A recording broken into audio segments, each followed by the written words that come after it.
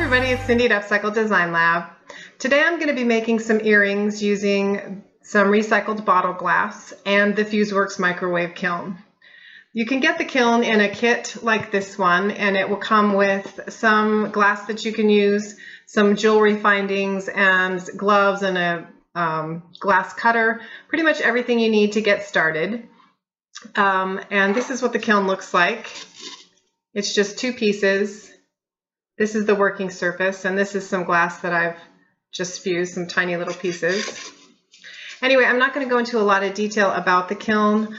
I've made some other videos. I did a review of the kiln, and I've done a lot of other projects that I'll put links to up in this corner, so kind of watch this throughout the video. If you get bored with this video, maybe you'll find one that you'd rather watch. Anyway, so for this project, I'm going to be using, like I said, bottle glass. I'm using a green wine bottle and pieces from a yellow wine bottle. You can also find some really pretty blue colors. This is an empty vodka bottle. Are you seeing a theme here? And I also found some red glasses. Red's kind of harder to find, but I found these at the thrift store. And just a tip here, one way, sometimes they tint the glass, and if they do that, then when you put it in the kiln, you're going to burn off the color and you'll just end up with clear. So you want to make sure that you're getting solid colored glass. And one of the ways to do that is to make sure that the bottom is not clear. If the bottom is clear, you'll see it a lot of times in mason jars, then somehow they've just tinted that glass. So this is solid color and it will come out red. It'll go in the kiln red and come out red.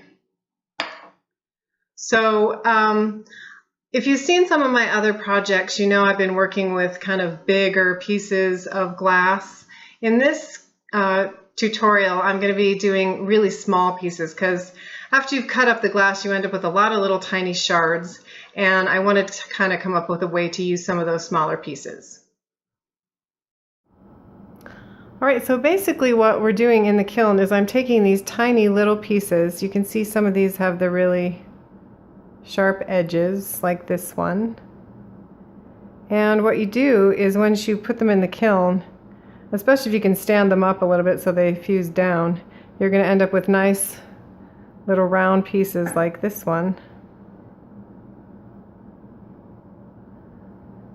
Some of these might end up being sort of more oblong. This one you can see has kind of a point. But basically the kiln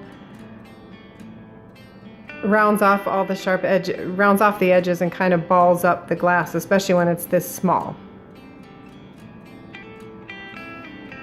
So here's some pieces of red that I've fused. For some reason, I don't know why this is the red turned out, with some of it being clearer and some of it being more opaque, which makes it kind of interesting. But you can see some of the pieces are a little more elongated, some of them turn out really round, but you can see that they have all smoothed out and are more oval and oblong than sharp and square.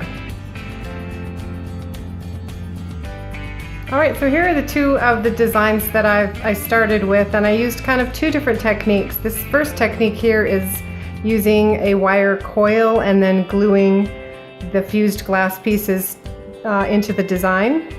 And this other one I used plastic bottle, just a milk carton. I liked the milk carton because it was flat. You could probably use any kind of plastic that you wanted though, and it's also clear. And I just cut out the design and then glued the small glass pieces to the design. So here's just another coil design, a little bit smaller with green and yellow added to it. And in this pair, I combined the two techniques. So I have a coil at the top, and then underneath the beads, or the glass beads that I made, is just a strip of the milk carton again. And here's another design that I did where I just added yet a third coil, so there's just a lot of fun things you can do with it.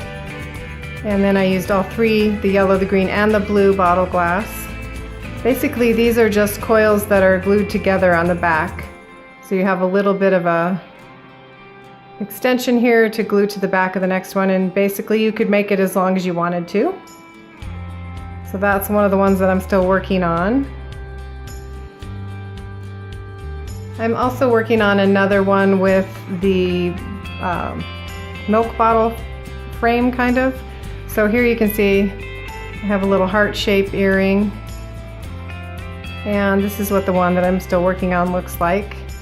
So I'm just using E6000 glue to glue the red tiny shards onto the earring, and then putting a couple of jump rings on there to make the rest of the earring.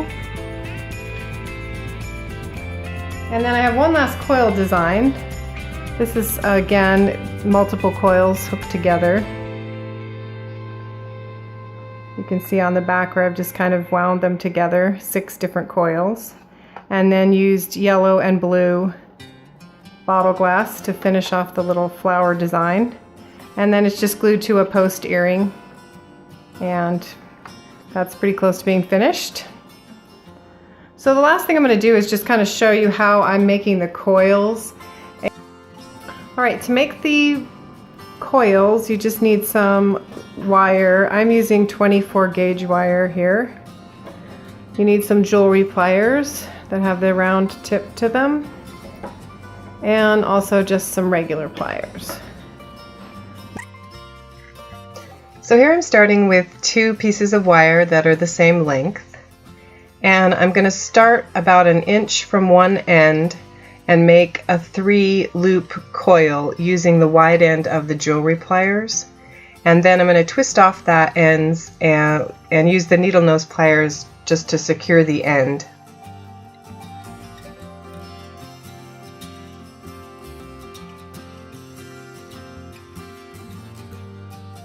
Next, I'm going to start at the other end of the wire, and I'm going to use the the jewelry pliers at the very tip to start with a very small circle and just wrap the end around until I have a completed circle. And then I'm going to use the needle nose pliers to continue the coil and hold the coil flat as I'm rolling it up to the other end of the wire.